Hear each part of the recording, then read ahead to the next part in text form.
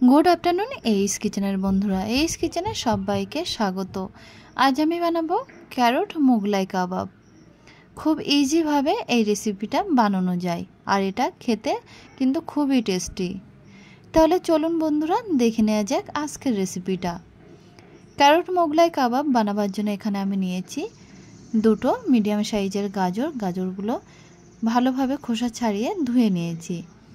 আর এক বাটি ছোলার ডাল আমি 3 থেকে 4 ঘন্টা ভিজিয়ে রেখেছিলাম। রাখার পরে বেশ ভালো করে ধুয়ে নিয়েছি। আর নিয়েছি পেঁয়াজ, কাঁচা আদা, পাতিলেবু, কিছুটা কাজু কিশমিশ, পুদিনা পাতা আর ধনিয়া পাতা।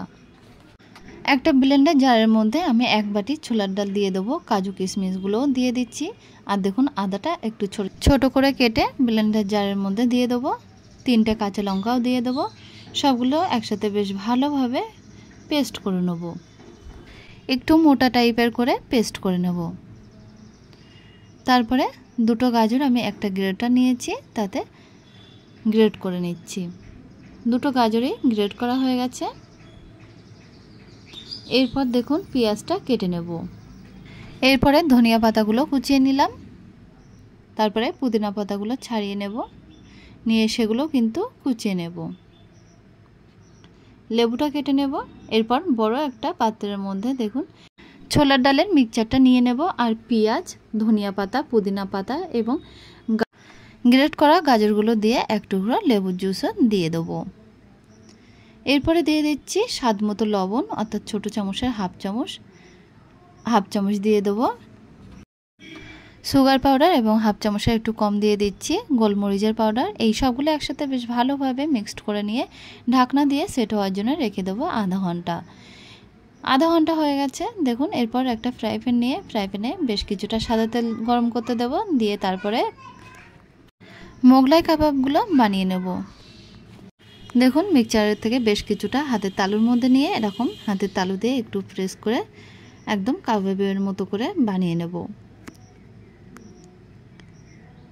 কাবাবগুলো একে একে বানিয়ে নিয়ে তেলটা গরম হয়ে গেছে, গরম তেলের মধ্যে এবার ফ্রাই করার জন্য দিয়ে দিলাম।